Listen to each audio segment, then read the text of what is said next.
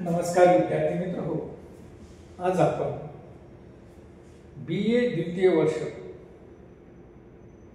चतुर्थ सत्रामध्ये भूगोल विषयाच्या अनुषंगाने असणारा आपला पेपर सागरशास्त्र या सागरशास्त्राचा अभ्यास आपण या चतुर्थ सत्रामध्ये करत आहोत.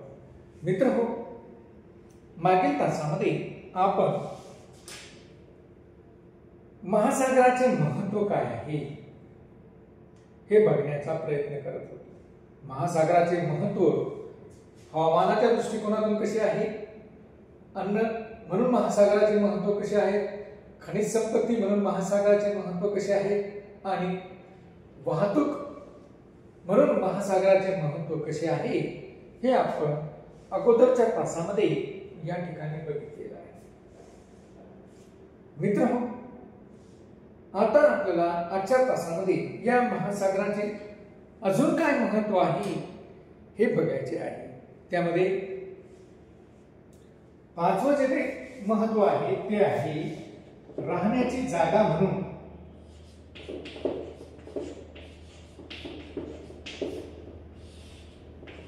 या महासागराला अलीकडच्या काळामध्ये महत्त्व प्राप्त झालेलं आहे. अन्न, वस्त्र आणि निवारा, त्यापैकी अन्न आपण बघितलं की अन्न हे कशा पद्धतीने महासागरातून उत्पादित होतं. जवळपास 175 दशलक्ष टन अन्न हे आपण महासागरातून काढत असतो, महासागरातून मिळवत असतो माशांच्या माध्यमातून. आता आपण बघूया की राहण्यासाठी असणारी जागा देखील आता आपल्याला या महासागराच्या अनुषंगाने उपलब्ध करून घ्यावी लागत आहे. कारण दिवसेंदिवस ही जी काही लोकसंख्या वाढत आहे, या वाढणाऱ्या लोकसंख्येला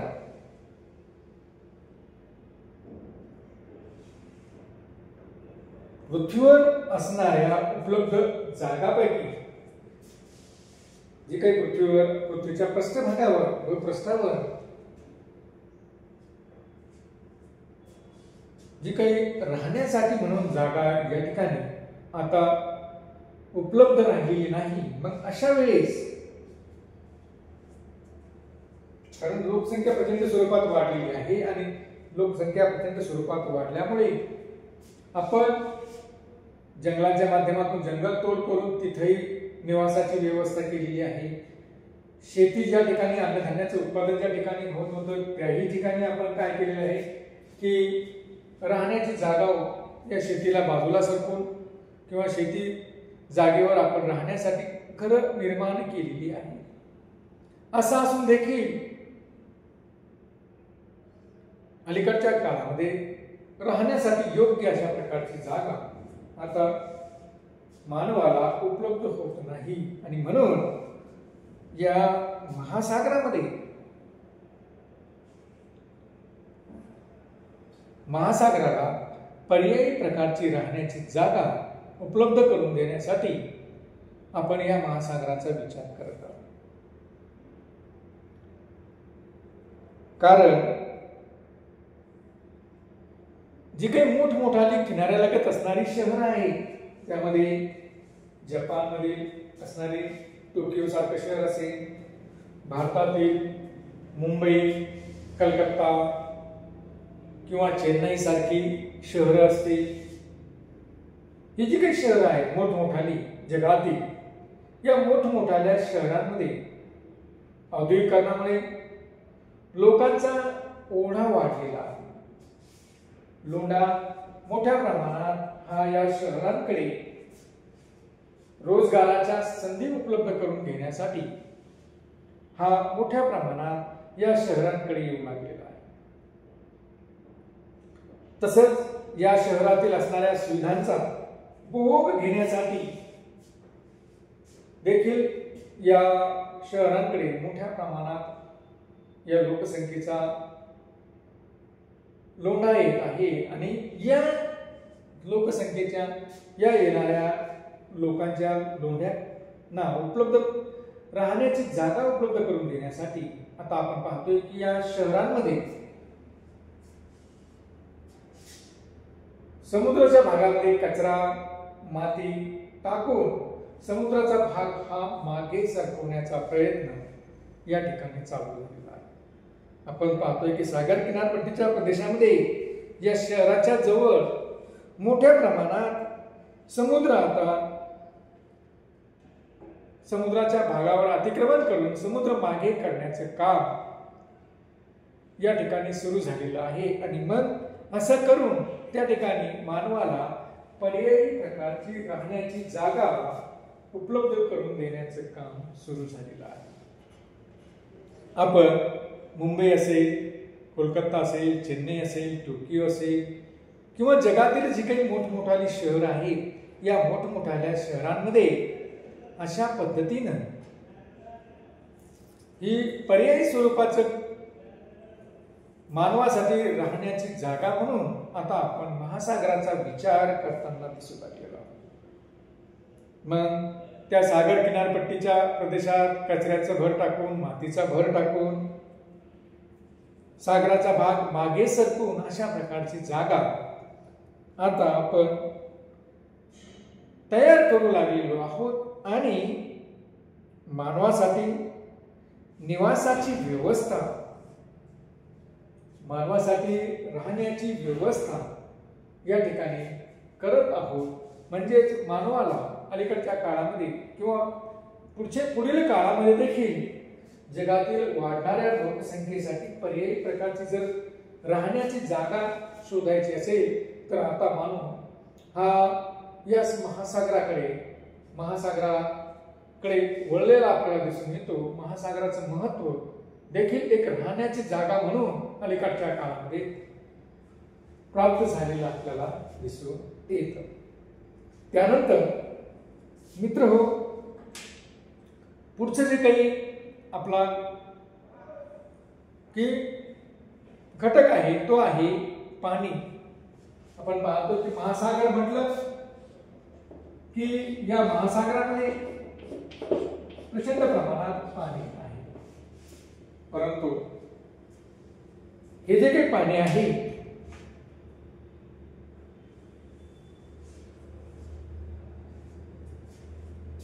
हे पाणी मानवाच्या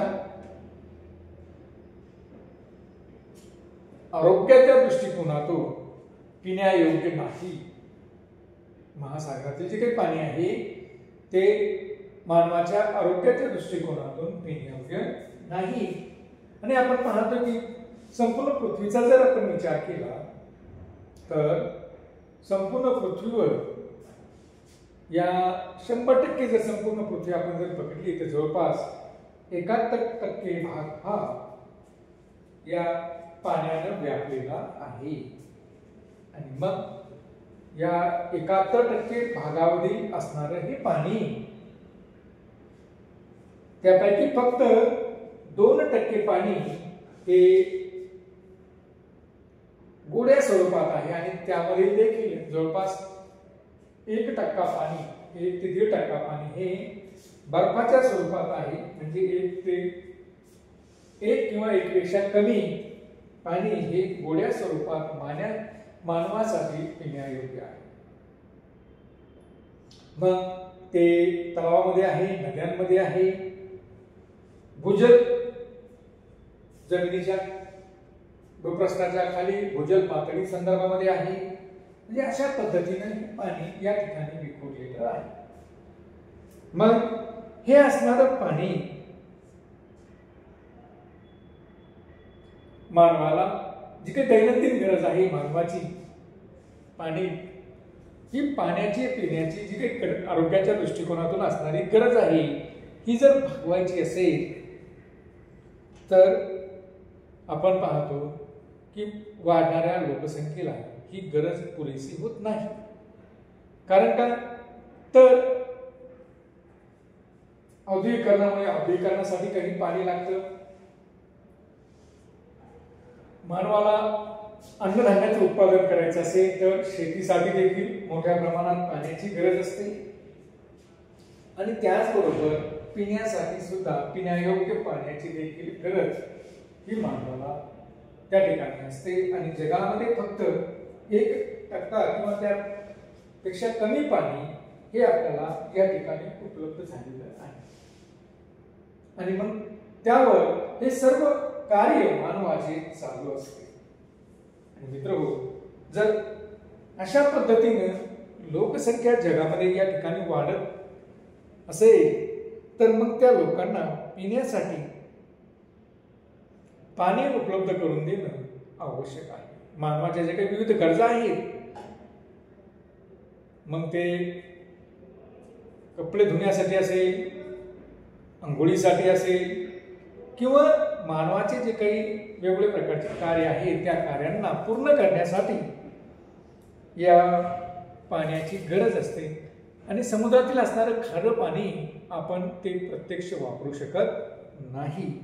म्हणून अलीकडच्या काळामध्ये महासागरातील असणारं पाण्यावर रासायनिक प्रक्रिया करून त्यापासून गोड्या पाण्याची निर्मिती करण्याचे काम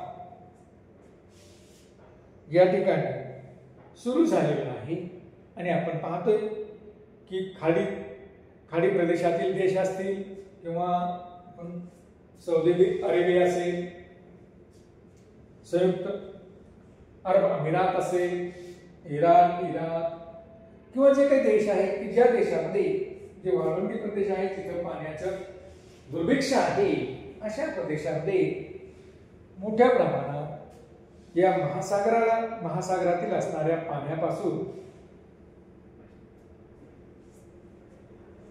त्याचं रासायनिक प्रक्रिया करून गोड पाणी मिळवण्याचं काम अलीकडच्या काळामध्ये सुरू झालेलं आपल्याला दिसून येतं.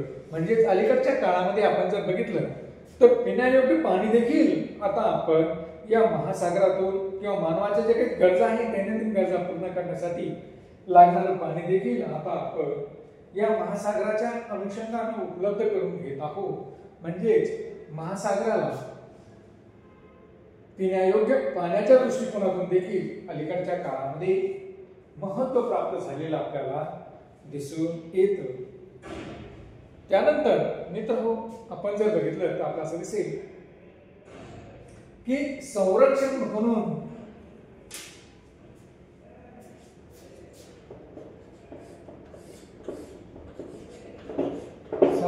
म्हणून देखील या महासागराचा अलीकडच्या काळामध्ये